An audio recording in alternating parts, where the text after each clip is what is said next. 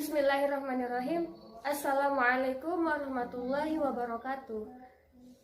Saya Risha Fadila. Nah, kali ini saya akan membahas hadis tentang minum sambil berdiri.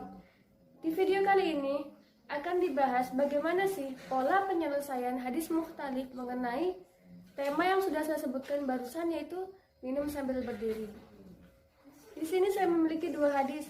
Hadis yang pertama adalah hadis pelarangan minum sambil berdiri, dan hadis yang kedua adalah hadis pembolehan minum sambil berdiri.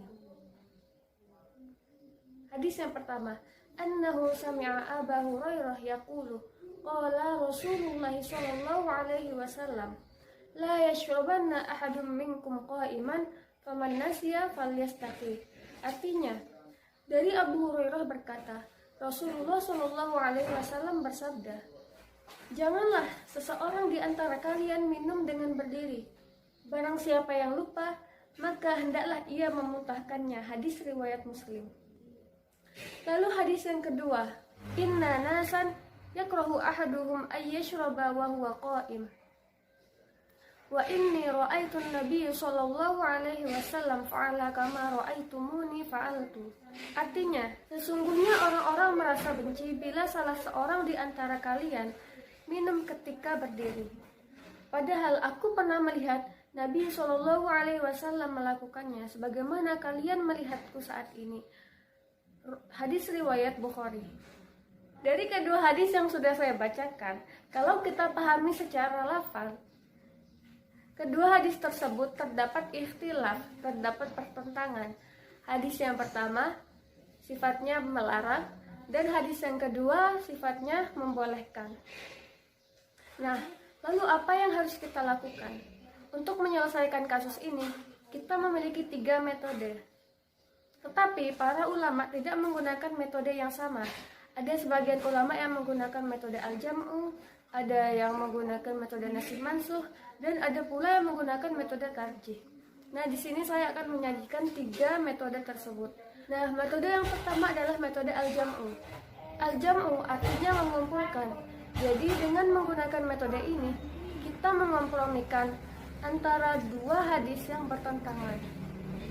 Jadi kita itu mencari titik temu antara 2 hadis yang bertentangan tersebut, sehingga hadis-hadis yang bersangkutan diperlakukan secara adil tanpa mengabaikan salah satu hadis. Pada metode ini terdapat banyak penafsiran-penafsiran dan perkataan para ulama. Mengenai hadis ini, Ibnu Taimiyah dan Ibnu Qayyim berpendapat bahwa minum sambil berdiri itu boleh jika terdapat hajat atau keperluan. Jika tidak terdapat hajat atau keperluan, maka itu dibenci. Lalu Imam Nawawi berpendapat bahwa minum sambil berdiri itu hukumnya makruh tanzih. Nah, makruh tanzih ini artinya dibenci atau tidak disukai, jadi tidak haram. Adapun hadis yang menunjukkan Nabi minum sambil berdiri itu menunjukkan kebolehannya, sehingga tidak ada kerancuan atau pertentangan sama sekali. Lalu metode kedua yaitu nasih mansuh. Nasih itu membatalkan suatu hukum dengan dalil yang datang kemudian. Menurut Ibnu Syahin, hadis pelarangan minum sambil berdiri adalah mansuh dari hadis yang membolehkan minum sambil berdiri. Dasarnya adalah hadis yang membolehkan minum sambil berdiri terjadi lebih akhir, yaitu pada saat Rasulullah melakukan haji wada. Lalu dasar yang kedua adalah bahwa Khulafaur Rasyidin dikabarkan melakukan perbuatan minum sambil berdiri, sebagaimana yang diriwayatkan oleh Sayyidah Aisyah menyatakan bahwa tidak apa-apa seseorang minum sambil berdiri. Lalu pendapat Ibnu Hazm adalah hadis pembolehan merupakan mansuh dari hadis pelarangan. Jadi, pembolehan minum sambil berdiri adalah hukum asal, dan pelarangan minum sambil berdiri adalah hukum yang datang kemudian. Lalu metode yang ketiga adalah tarjih. Tarjih artinya menguatkan. Jadi, jika menggunakan metode ini, memperkuat salah satu dari 2 atau lebih hadis yang bertentangan. Nah, dalam hal ini, ulama terbagi menjadi 2. Ulama pertama yaitu ulama yang mengunggulkan hadis pelarangan daripada hadis pembolehan minum sambil berdiri. Dan ulama yang kedua adalah ulama yang mengunggulkan pembolehan minum sambil berdiri. Ulama yang pertama, ulama yang mengunggulkan hadis pelarangan minum sambil berdiri daripada hadis pembolehan minum sambil berdiri sebagai wujud kehati-hatian, sebagaimana sabda Rasulullah SAW, yaitu da' ma yaribuka ila ma la yaribuka, yang artinya tinggalkanlah apa-apa yang meragukanmu kepada apa-apa yang tidak meragukanmu. Selain itu, hadis pelarangan minum sambil berdiri datang dari ucapan beliau, sedangkan hadis pembolehan minum sambil berdiri datang dari perbuatan beliau. Dalam hal ini, perkataan lebih diunggulkan daripada perbuatan, karena ada kemungkinan bahwa perbuatan beliau minum sambil berdiri merupakan kekhususan bagi beliau. Lalu ulama yang kedua adalah ulama yang mengunggulkan hadis pembolehan minum sambil berdiri. Nah, ulama yang pada nomor 2 ini, mereka menganggap bahwa hadis pembolehan minum sambil berdiri itu lebih kuat.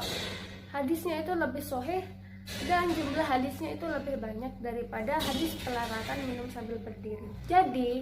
Jadi sebenarnya tidak ada hadis-hadis yang bertentangan, sebagaimana pendapat dari Imam Syafi'i, yaitu tidak pernah kami temukan 2 hadis yang terdapat kontradiksi, kecuali ada jalan keluarnya. Baik jalan keluarnya itu melalui jalan al-jam'u, melalui nasih mansukh, dan melalui tarjih. Nah, jika kita melihat realita saat ini, minum sambil duduk sudah sangat jarang sekali dilakukan. Semakin lama semakin terkikis oleh arus modernisasi. Contohnya itu seperti standing party. Jadi alangkah baiknya jika kita minum sambil duduk. Apa sih susahnya duduk? Tetapi kalau ada yang menyulitkan kita untuk minum sambil duduk, tidak apa-apa kita minum sambil berdiri, tapi jangan dibiasakan. Karena minum sambil duduk bagus untuk kesehatan kita sendiri. Demikian penjelasan dari saya. Kurang lebihnya saya mohon maaf. Wassalamualaikum warahmatullahi wabarakatuh.